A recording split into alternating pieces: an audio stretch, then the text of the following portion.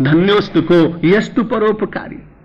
मानव तो अपने परोपकार की वृत्ति के द्वारा समाज में बहुत बड़ा हित कर सकता है, लेकिन इस धरती पर तो बहुत लोग तैयार हुए जिन्होंने सोचा कि हमें सेवा करनी चाहिए, उपकार करना चाहिए। बहुत बड़ी दीर्घ तालिका है जिसका वर्णन करना बहुत कठिन है। और जो परोपकारी है वे तो वास्तव में सज्जन लोगों का धर्म ही होता है। सताम विभूतया, सज्जनों की तो वो विभूति है। परोपकार के द्वारा सेवा करके वो अपनी श्री को, अपनी संपत्ति को, अपनी योग्यता को, अपनी प्रतिभा को, अपने धन को, जो कुछ प्राप्त है उसे पवित्र करने का प्रयास करते हैं। किसी के ऊपर उपकार नहीं होता है। जटायु को तो मिलना चाहिए स्वर्ग, लेकिन आज पहली बार भगवान ने बड़े स्पष्ट मन से कहा, यहां कोई आदमी सेवा करे तो हम लोग उसकी प्रशंसा तो करते हैं, लेकिन इतनी प्रशंसा नहीं कर सकते जितनी भगवान श्री राम ने की। उन्होंने कहा, मेरी तो इच्छा थी कि मैं तुम्हारे ऊपर कृपा करूं, लेकिन अब तो तुमने मुझे अपने कृपा के अधिकार का भी प्रयोग करने का अवसर नहीं दिया। जल भर नयन कहत रघुराई, तात कर्म निज तै गति पाई। जल भर नयन कहत रघुराई, कि तात कर्म निज तै गति पाई। आज भगवान की आंखों में आंसू आए। जटायु को हाथ में लिए हैं, जटाओं से धूल झाड़ी है, और उसके बाद आंखों में नेत्र में जल आ गया। जब नेत्रों में जल भरा तो उसके बाद पहली बार असमर्थ हुए हैं राम।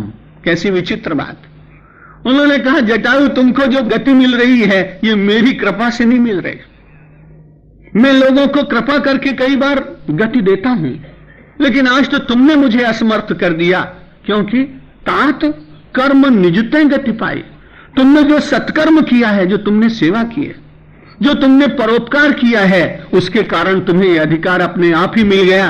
राम तुम्हारे लिए कुछ कर नहीं है, कुछ तुम्हारे लिए पक्षपात नहीं हो रहा है, तुमको कुछ मैं प्रदान नहीं कर रहा हूं। तुम्हारे कर्म में इतनी शक्ति है कि उसके द्वारा तुम्हें गति अपने आप मिल रही है। जहां परोपकार और सेवा होता है, सेवा का धर्म और सेवा का विचार होता है, वहां एक बार भगवान भी उसकी प्रशंसा करते हैं, उसको देते नहीं, बल्कि सत्कर्म के द्वारा उसको स्वयं कुछ मिल जाता है। धन्योस्तिको यस्तु परोपकारी। भगवान आदि शंकराचार्य ने कहा, वास्तव में धन्य कौन है जो अपने जीवन में जो प्राप्त है उसको किसी की सेवा में लगाता है।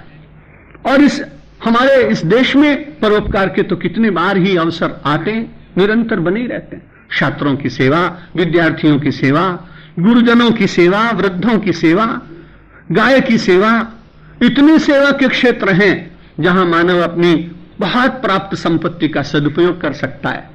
यदि मानव केवल अपने अपने लिए करे तो वेद ने कहा कि भाई वो तो बड़ा पापी है। केवल आघो भवति केवल आदि।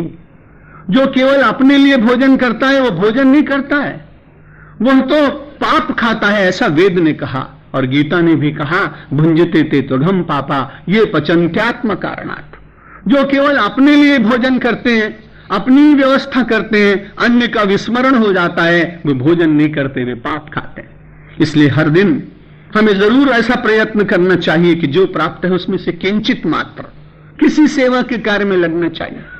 सेवा की वृत्ति जब अपने समाज में फैलेगी तो दारिद्र्य का विनाश होगा। भगवत बुद्धि से हम सेवा करने का प्रयत्न करेंगे। उपकार करते समय हम किसी को कृतज्ञ कर रहे हैं, एहसान कर रहे हैं, ये भाव मानव का दूर हो जाएगा।